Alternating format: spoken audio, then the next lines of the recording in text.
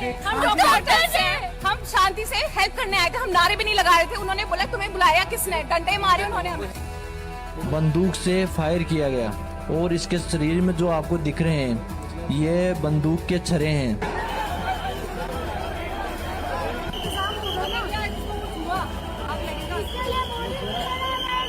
जब अपनों की जान जाती है ना तब पता चलता है इंसानियत बढ़ चुकी है। ये देखिए लड़ाई देखिए, ये देखिए किस तरीके से मार रहे हैं। ये लाठी चार्ज देख सकते हैं आप यहाँ पर।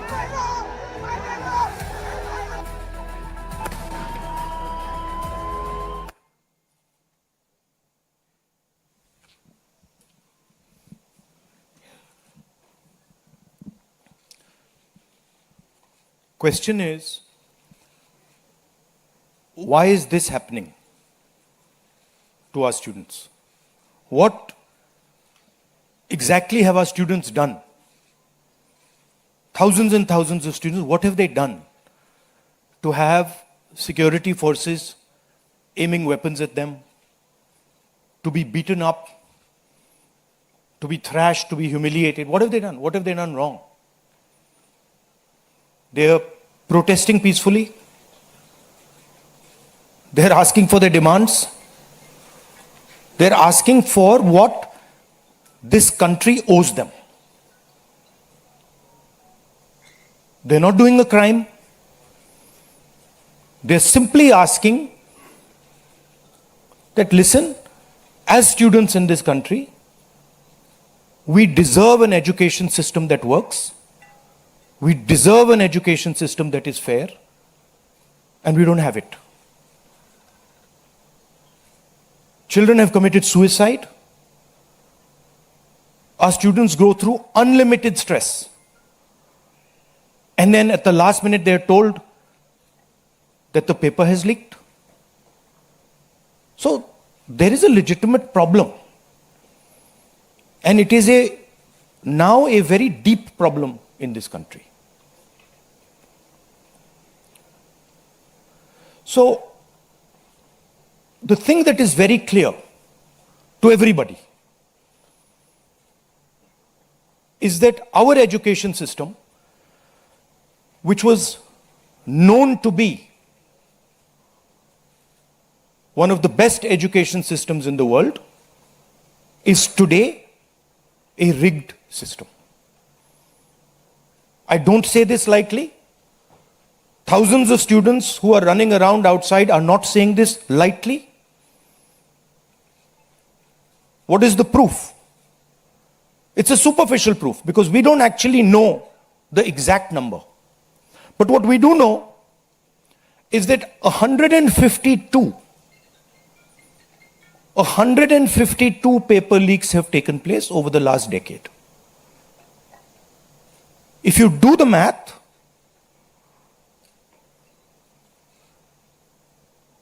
so one a month. One a month, approximately. Every month, lakhs of students are told that all the stress that you went through, you're going to have to go through again.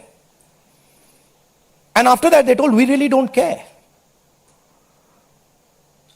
We don't care if there's a re-exam. We don't care how much you have to wait. We don't give a damn.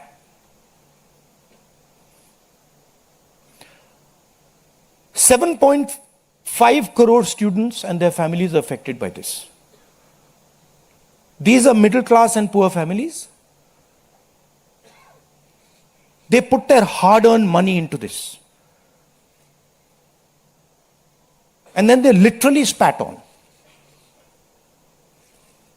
And the best part of this is zero convictions. In the last 10 years, 152 leaks have taken place and zero convictions. Zero. So somebody is, or a group of people are destroying our education system, India's most valuable asset, destroying the lives of our students, and what does the government do? Zero convictions. So this is the first reason an absolutely legitimate reason why our youngsters are protesting. Thing doesn't stop here. It goes further. It's not just that the system is rigged. It's that the system is unaffordable. And this is a statistic that every youngster knows. But somehow, the government of India doesn't. One exam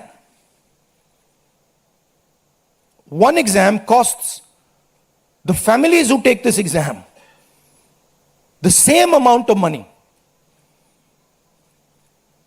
as our entire education budget.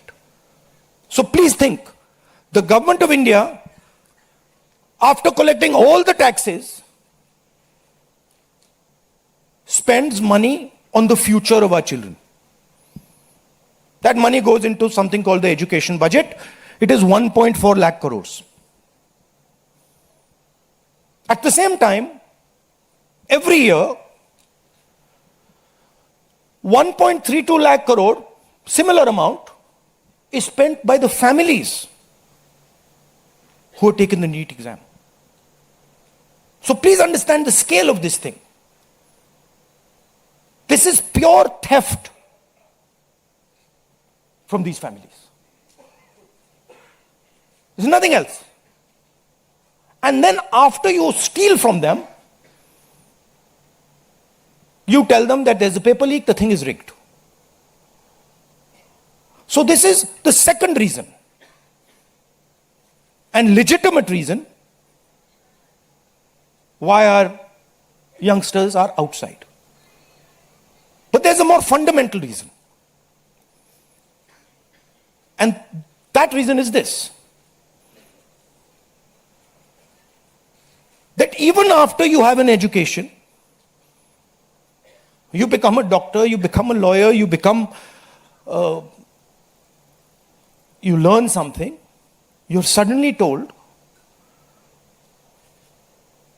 that the doors that should be open to you, what your country and your government owes you, a livelihood, a job, is closed. So, manufacturing is closed. Look around you, you'll see there are only Chinese products. Entrepreneurship is closed. Take a look at who gets the money from the banks. 2 or 3 large companies get all the money from the banks. So a young person who wants to be an entrepreneur cannot. Corporate job, AI is destroying it. The IT sector, public sector has been privatized. So what is the choice? The only choice they have is a sarkari job. So you give them one door, you close all the doors, then you rig that system and make it unbelievably expensive. And then you expect they won't be outside. Which world are you living in? So we are 100% in agreement with what every single student is feeling, what every single student is doing. And there must be some consequences to what has been done some days ago. It is not their fault. And so they have some demands. What are their demands? The first demand, completely legitimate demand, is that Mr. Dharmendra Pradhan, who has failed as an education minister, who is known to be corrupt, should be relieved of his duties. 100% legitimate demand. Nothing wrong with it. He has shown India and the world that he is incapable of running this system. Exam leaks are happening one after the other. So this is a completely legitimate demand. Second demand, every single person who who raised a finger on our students. And it doesn't matter who he is. The people who ordered it and the people who executed it should be made accountable. And the third thing is that the man who is running this entire system, the man who is finally accountable to all this, should have the decency to apologize to the students for what has happened. These are not complicated things. These are not difficult things. This gentleman, Mr. Dharmendra Pradhan, has literally destroyed India's biggest asset. What used to be called our success, what used to be called the best thing India has, our education system, has been wiped out. And so we fully support these demands, and we fully support every single student who is on the streets. Thank you. अब कुछ सवाल जवाब हिंदी में कर दूं? हिंदी में कर देता हूं.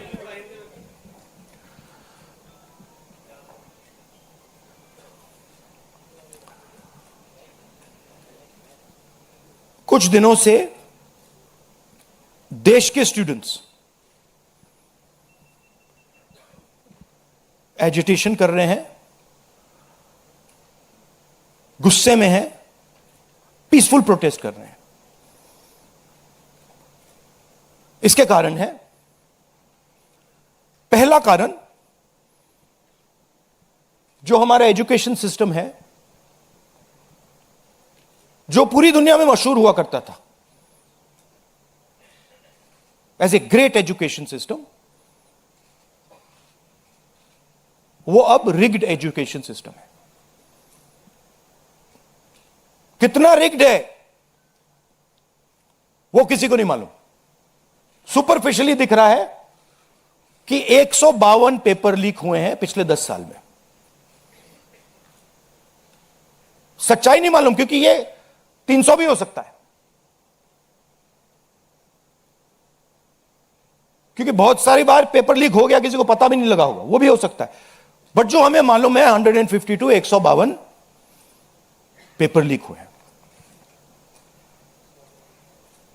स्टूडेंट तैयारी करते हैं, मेहनत करते हैं 8-8 10-10 घंटे 3-4-5 साल के लिए, और फिर लास्ट मिनट उन्हें बताया जाता है, देखिए जिनके पास पैसा है, 40 लाख रुपए जिनके पास हैं, 50 लाख रुपए जिनके पास हैं, वो पेपर खरीद सकते हैं. आपकी ईमानदारी का, आपकी मेहनत का कोई मतलब नहीं है. उनको 152 बार पिछले 10 साल में भी यह बताया गया है.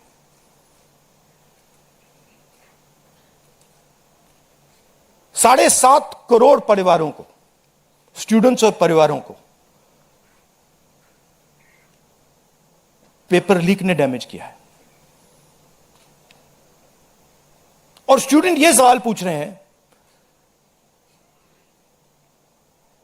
पेपर लीक होता है, 7.5 करोड़ युवाओं का नुकसान होता है, मगर पिछले 10 साल में एक भी कन्विक्शन नहीं हुआ, एक भी व्यक्ति का कन्विक्शन नहीं हुआ, 0.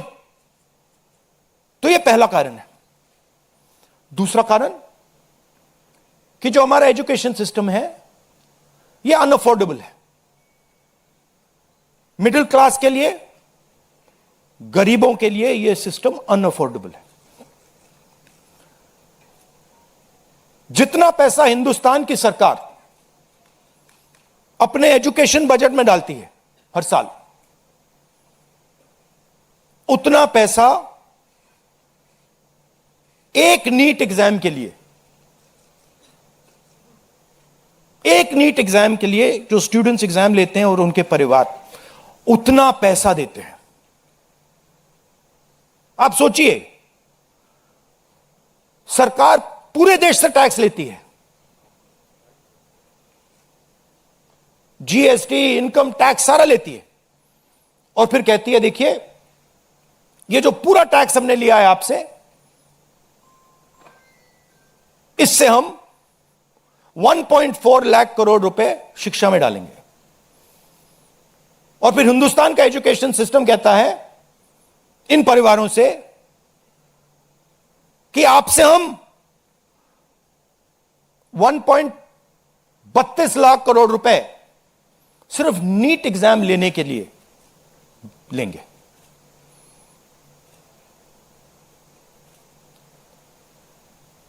This is an insult to every single student in this country.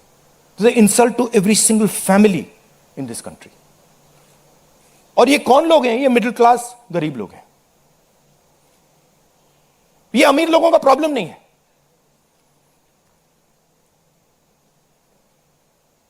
ये कॉर्पोरेट हाउसेस का, अदानी अंबानी का प्रॉब्लम नहीं है। ये मिडिल क्लास और गरीबों का प्रॉब्लम है। तो ये है दूसरा कारण। और तीसरा सबसे बड़ा कारण, एजुकेशन के बाद जो होना चाहिए, आप इंजीनियर बन गए, डॉक्टर बन गए, लॉयर बन गए, उसके बाद देश की कमिटमेंट होनी चाहिए कि हम आपको जॉब देंगे, रोजगार देंगे, फ्यूचर देंगे। देश का यही मतलब होता है। देश का मतलब होता है कि हम आपको फ्यूचर देंगे, हम आपको एजुकेशन देंगे, हम आपको हेल्थ केयर देंगे। यह फाउंडेशन होता है देश का।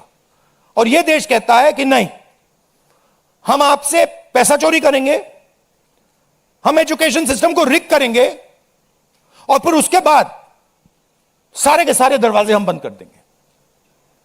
एक ही दरवाजा आपके लिए खुला होगा, सरकारी नौकरी, वो भी रिग्ड है।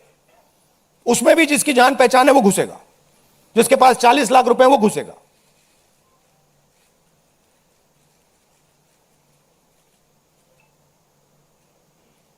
पहला दरवाजा मैन्युफैक्चरिंग,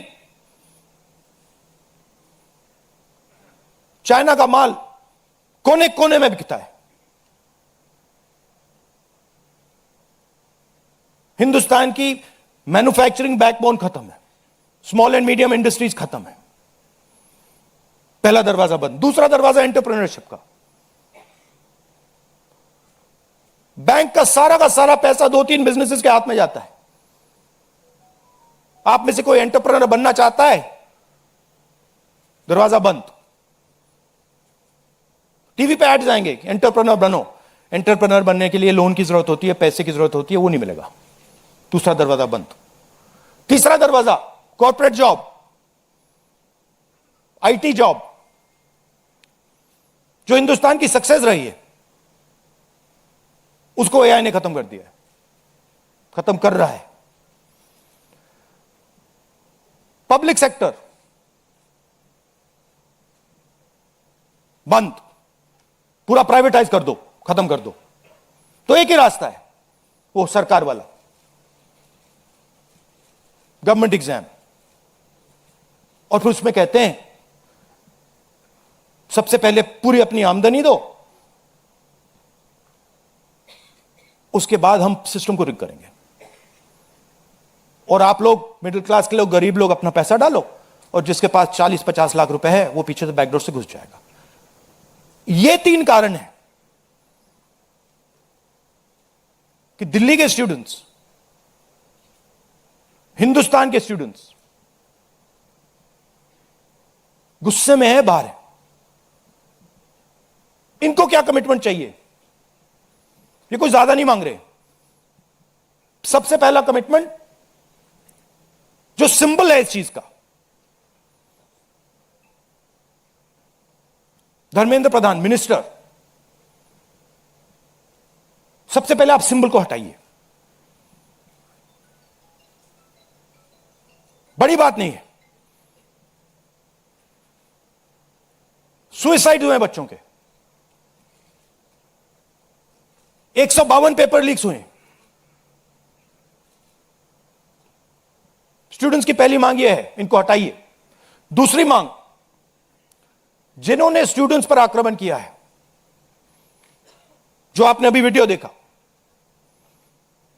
पूरी सोशल मीडिया पे, मतलब हजारों स्टूडेंट्स पे लाठी चल रही है, राइफल्स पॉइंट हो रही हैं, टांगे तोड़ी जा रही हैं, पैलेट गन से मारा जा रहा है, ये आतंकवादी नहीं है, ये हमारा फ्यूचर है, ये हमारे दुश्मन नहीं है, ये हमारे लोग हैं, हमारा फ्यूचर है। तो इन लोगों पर जिन्होंने वायलेंस किया है, हिंसा की है, इन पर एक्शन होना चाहिए। यह स्टूडेंट्स की दूसरी मांग है। और तीसरी मांग, जो इस पूरे सिस्टम को चलाते हैं, उनको स्टूडेंट से अपोलोजाइज करना चाहिए रिस्पेक्टफुली कि गलती हो गई, जो हुआ वो नहीं होना चाहिए था, आप लोगों को चोट लगी है, हम अपनी गलती मांगते हैं, कोई बड़ी बात नहीं। तो ये 3 डिमांड्स हैं। We are 100% supporting every single student, and we are fully behind you, and we are going to ensure that you are protected and your future is protected. Thank you. Thank you Rahul ji. First question Sanjeev Chopra, PTI. अच्छा, one second. अब इसमें 2 चीजें हैं। एक तरफ students है, उनका future है, वो क्या चाहते हैं कि बात उनकी इशू पे रहे। उनकी इशू क्या है? एजुकेशन सिस्टम, पेपर लीक, ये जो हुआ, इनको जो मारा गया, ये चाहते हैं कि शिक्षा पर, पेपर लीक पर, वायलेंस पर पूरे देश का फोकस रहे। मैं भी चाहता हूं और पूरा ऑपोजिशन चाहता है कि फोकस यहां रहे और इसके बारे में कुछ किया जाए, एजुकेशन सिस्टम को बदला जाए। और ये जो 3 डिमांड्स है स्टूडेंट्स की, दिल की डिमांड्स हैं, जो उनको चोट लगी हैं, उस आवाज से ये बोल रहे हैं, ये हमारे लिए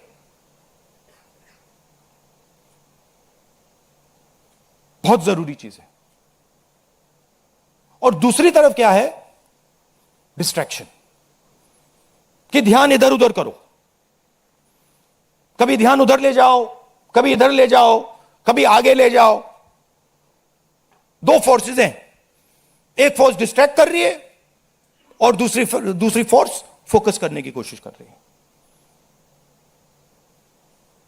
थैंक यू। जीव चोपड़ा जी, माइक दो भाई। Rahul ji, we've all seen what has happened with the students on Monday. We've also seen what has happened yesterday with the protesting MPs right outside the Prime Minister's residence. You know, the manner in which the leader of opposition was roughed up, manhandled and beaten up and removed from the protest site. What would you say on that? But the government has accused you of crossing the line and not behaving in a manner befitting the leader of opposition. This So what to would me, you say? this how I was treated is an irrelevant issue to me. I don't care. Treat me 5 times worse, I don't care. The focus has to be on this. The focus has to be on what was done to the students. The focus has to be on the education system, on paper leaks, and on the costs that these children have been forced to pay. So, do whatever you want to me. 5 times, 10 times worse, I don't care. In fact, I like it because I learn from it. And the government's allegation on you? I don't care about government's allegations. Government's allegations are of no consequence to me. Siddharth, ANI। Rahul ji, मेरा सवाल आपसे ये है कि क्या धर्मेंद्र प्रधान के इस्तीफे से कोई सॉल्यूशन आपको लगता है विपक्ष को कि उससे ही निकल जाएगा? क्या होना चाहिए? दूसरी बात ये कि इतने कई सालों में, पिछले 30-40 सालों से ज़्यादा की जो डेमोक्रेटिक सेटअप है हमारे देश का, हमने नहीं देखा कि विपक्ष के नेता प्रधानमंत्री के घर का घेराव करने पहुंचे, उनके घर के बाहर पहुंचे हो। क्या वजह रही कि आप लोगों को वहां जाना पड़ा? और अब सरकार में से भी आप मांग कर रहे हैं कि डिस्कशन हो, और सरकार की तरफ से किरण रिजिजू आ जाए, उन्होंने कहा कि हम डिस्कशन के लिए तैयार हैं, लेकिन किस नियम के तहत करेंगे वो सरकार को तय करने दिया जाए। तो अगर सरकार किसी नियम के तहत आप लोगों से बात करती है तो आपने बहुत लंबा बोला भैया, आपके क्वेश्चंस क्या है? मेरा सवाल आपसे यही है हाँ। कि क्या वजह रही कि आप लोगों को प्रधानमंत्री के घर तक पहुंचना पड़ा, और क्या धर्मेंद्र प्रधान के इस्तीफे से सॉल्यूशन? इसके दो कारण हैं। हमें लगा कि अगर हिंदुस्तान के स्टूडेंट्स सड़क पे हैं तो ऑपोजिशन को भी सड़क पे होना चाहिए, पहली बात। दूसरी बात, हमारी नेचुरल स्पेस पार्लियामेंट है, और प्राइम मिनिस्टर हाउस जाने से पहले ऑपोजिशन स्पीकर के पास गए, उनके कमरे में गए, रिस्पेक्टफुली गए, और हमने स्पीकर से कहा देखिए यह बहुत बड़ा मुद्दा है, आप हमें बोलने दीजिए, इसके बारे में डिस्कशन करने दीजिए। स्पीकर ने कहा कि देखिए मैं सरकार से पूछूंगा, meaning it is not speakers decision, it is सरकार डिसीजन। ठीक है, पूछिए। पूछने के बाद कोई डिस्कशन नहीं, पूरे इशू को इग्नोर कर दिया। ठीक है, धर्मेंद्र प्रधान